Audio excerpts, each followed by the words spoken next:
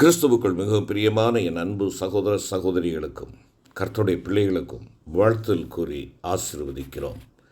கர்த்தருடைய கிருபையினாலே இந்த ஆண்டின் 8 மாதங்களை நிறைவு செய்வது 9வது மாதத்திற்குள்ளாக பிரவேசிக்க ஆண்டவர் கிருபை பாவித்திருப்பதற்காக அவருக்கே சகல துதி கன மகிமையை நாம் செலுத்துவோம்.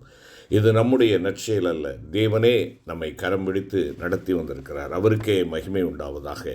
இந்த நாளின் தியானத்திற்காக எடுத்துக்கொண்ட வேத பகுதி உபாகமம் 31ஆம் அதிகாரம் 1 முதல் 6 வசனங்கள். தியான வசனம் உபாகமம் 31ஆம் அதிகாரம் 6ஆம் வசனம். நீங்கள் பலங்கொண்டு திடமனதாயிருங்கள், அவர்களுக்கு பயப்படவும் திகைக்கவும் வேண்டாம். உன் தேவனாகிய கர்த்தர் தாமே உன்னோடே கூட வருகிறார். அவர் உன்னை விட்டு விலகுவதும் இல்லை, உன்னை கைவிடுவதும் இல்லை என்று சொன்னான். அருமையான கர்த்தருடைய பிள்ளைகளே, இந்த நாளிலே நாம் தியானிக்கின்ற தலைப்பு பலங்கொள் திடமனதாயிரு. 2ஆம் உலக மகா யுத்தம் நடந்து கொண்டிருக்கின்ற பொழுது 1941ஆம் ஆண்டு ஆகஸ்ட் மாதம் 10ஆம் தேதி கனடா நாட்டுக்கு கிழக்கில் இருக்கின்ற நியூ பவுண்ட்லாந்து தீவுக்கரையில் பிரின்ஸ் ஆஃப் வேல்ஸ் என்னும் போர்க்கப்பலின் மேல் தட்டில் பிரிட்டிஷ் பிரதமர் வின்ஸ்டன் சர்ச்சிலும் அமெரிக்க ஜனாதிபதி ரூஸ்வெல்ட்டும் இரு நாடுகளின் கப்பற்படைகளுடன் ஞாயிற்றுக்கிழமை காலையில் காலை ஆராதனைக்காக அணிவகுத்து நின்றார்கள். அந்த ஆராதனையில் சர்ச்சிலின் வேண்டுகோளுக்கு இணங்கி யுத்தம் செய்வோம் வாரும் கிறிஸ்து வீரரே எனும் பாடல் எல்லோராலும் மிக உற்சாகத்துடன் பாடப்பட்டது. இந்த சந்திப்பில்தான் அட்லாண்டிக் சாசனம் வகுக்கப்பட்டது.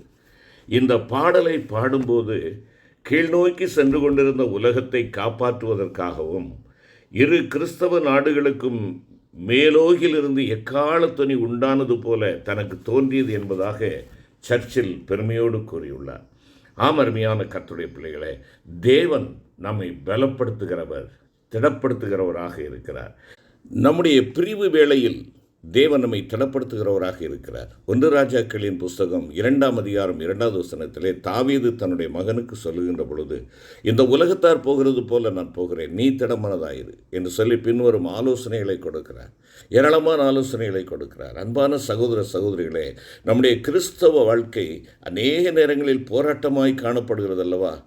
போராட்டங்களை கண்டு நம்முடைய வாழ்க்கை பின்னோக்கி விடுகிற அனுபவத்தினுடைய கடந்து வந்து கொண்டு இருக்கிறோம் அல்லவா? வீடுகளில் ஏற்படுகின்ற பிரிவுகள் நம்முடைய விசுவாசத்தை அசைப்பதற்கு முயற்சி செய்கிறது. பிரியமானவர்களே, பிரிவின் மத்தியிலும் கிறிஸ்தவ புருஷனாயிருக்க ஆண்டவர் நாடுகிறார். தாவீது தான் இந்த உலக வாழ்க்கையை விட்டு பிரியும் நாட்கள் வந்தபோது தன்னுடைய அன்பு குமாரன் சாலமோனுக்கு கூறின புத்திமதி தான் இது. நீ திடங்கொண்டு புருஷனாயிரு. நமது அன்புக்குரியவர்களின் பிரிவு யுத்தக்களமாய் தெரியலாம். கர்த்தருடைய பலத்தினாலே திடங்கொண்டு புருஷராயிருக்க நாம் அழைக்கப்படுகிறோம்.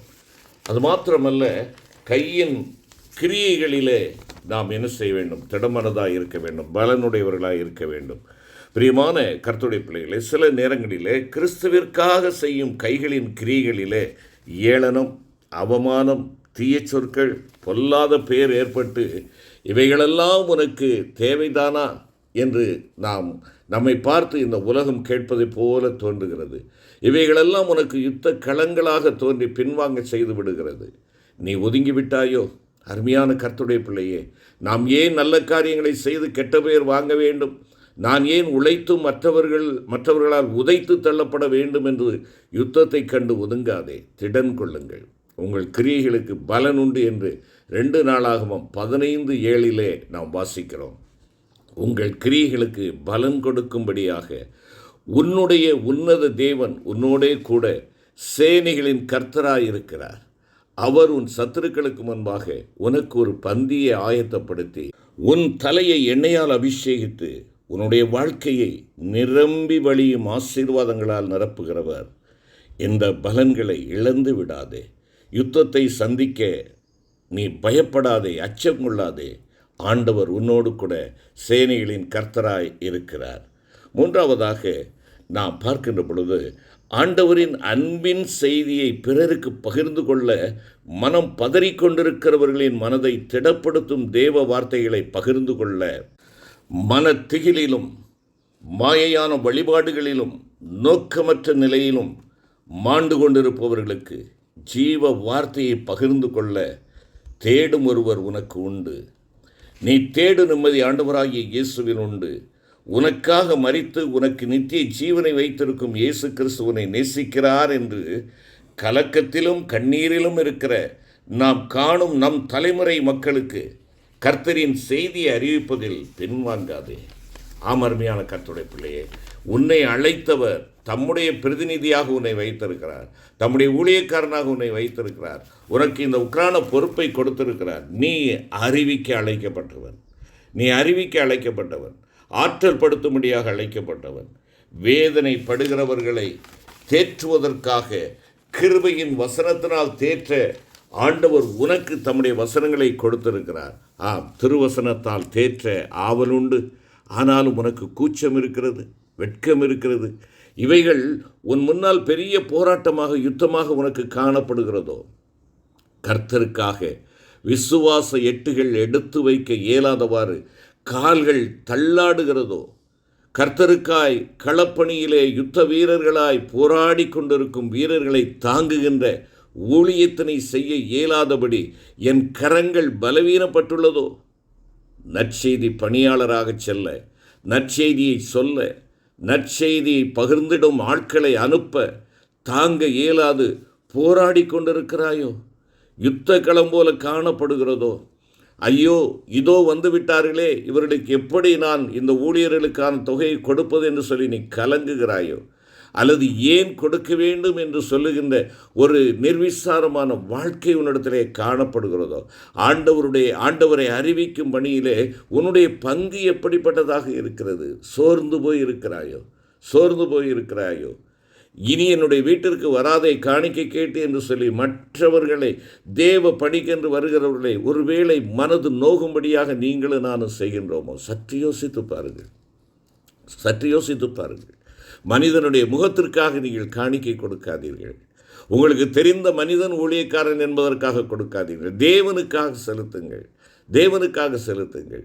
அநேக நேரங்களிலே, ஐயா, இனி நாங்கள் பணி ஓய்வு பெற்று விட்டோம், எங்களால் முடியாது என்று ஆண்டவருடைய பணிக்கு நோ சொல்லக்கூடிய மக்களாக அல்ல, நீங்கள் பலப்படுத்தப்பட்டவர்களாக, என்னுடைய எல்லா சூழ்நிலையிலும் என் தேவனை நான் மகிமைப்படுத்துவேன், அவருடைய வசனம் அறிவிக்கின்ற பணியிலே என்னை நான் ஈடுபடுத்திக் கொள்வேன் என்று சொல்லுகின்ற அந்த தியாக உணர்வோடு கூட நாம் செயல்படுவோம். அருமையான கர்த்தருடைய பிள்ளைகளே, பணி ஓய்வு பெற்றாலும் ஆண்டவர் ஊதியம் கொடுத்து கொண்டிருக்கிறாரே, ஆண்டவர் வாழ வைத்து கொண்டிருக்கிறாரே, ஆண்டவர் உன் வாழ்க்கையை திடனாய் வைத்திருக்கிறாரே. ஏன் ஆண்டவருடைய பணிக்கென்று கரங்களை நாம் அடைத்துக் கொள்ளுகிறோம், இருதயத்தை அடைத்துக் கொள்ளுகிறோம், கண்களை மூடிக்கொள்ளுகிறோம்? கண்களை ஏறிட்டு பாருங்கள் என்பதாக ஆண்டவர் சொல்லுகிறார். உனக்கும் எனக்கும் அன்பின் ஆண்டவரே மீட்பை அளிக்க நம்மை ஆற்றி தேற்ற அவர் சென்ற பாதை கஷ்டத்தின் பாதை அல்லவா? அது யுத்தத்தின் பாதை தானே.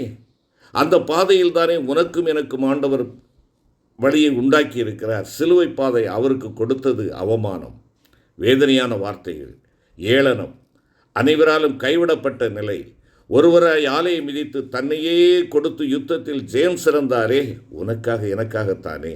இதை எண்ணி பார்த்து ஆண்டவர் தங்கும் ஆயிரமான ஆலயங்களாகிய ஆத்துமாக்களை கட்டும் பணியிலே ஏற்படுகின்ற உள்ளான சத்துருக்கள், வெளியிலிருந்து வரும் சத்துருக்களை எதிர்த்து செயல்படுவோம்.